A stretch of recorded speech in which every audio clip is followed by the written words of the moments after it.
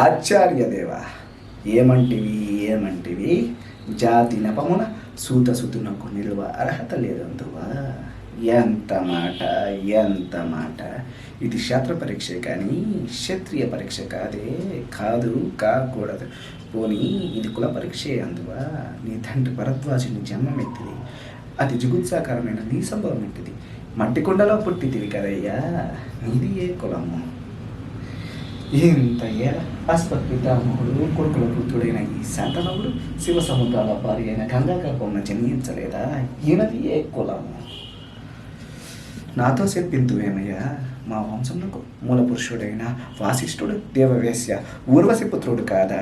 అతడు పంచమజాతి కన్య అరుంధతి అంత శక్తిని, ఆ శక్తి చండాలాగ్ని ఎందు పరాశుని, ఆ పరాశుడు పల్లెపడి తెగిన మత్స్యగంధి ఎందు మా తాత వ్యాసుని, ఆ వ్యాసుడు విధవరాళ్ళైన మా పితామహి అంబికతో మా తండ్రిని, పీత పితామహి అంబాలికతో మా పిన తండ్రి పాండురాజును, మా ఇంటి దాసితో ధర్మ నిర్మాణ జంటని మీ కీర్తించబడుతున్న ఈ విదురుదేవుణ్ణి కనలేదా.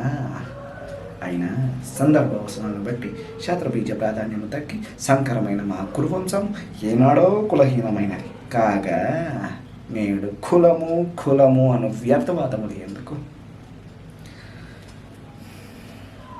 ఓ రాచరికమా అర్హత నిర్ణయించున్నది. అయినా మా సామ్రాజ్యంలో సస్యశ్యామలమై సంపదతో విరాళమై వెలుగొందు అంగ సామ్రాజ్యానికి ఇప్పుడు ఇతని ముద్రాభిషిక్తుడిగా ఉంచుతున్నాను.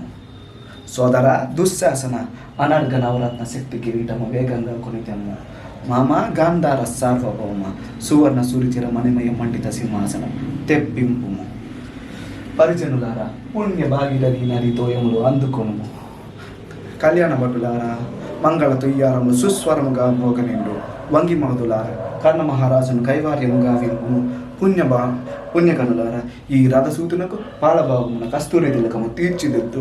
బహుజన్మ సుకృత పరిపాలక సౌలభ్య సహజ కవచ కష వైడూర్య ప్రభాదిత్యోలికి వాంఛలు చెలరేగా వీరగంధం విద్యారాల్చుడు నేను ఈ సకల మహాజన సమక్షమున పండిత పరిషత్ మధ్యమున సర్వదా శతదా సహస్రద ఈ కుల కలంక మహాపంకిలమును శాశ్వతముగా సమూలముగా ప్రక్షాళన గావించదా.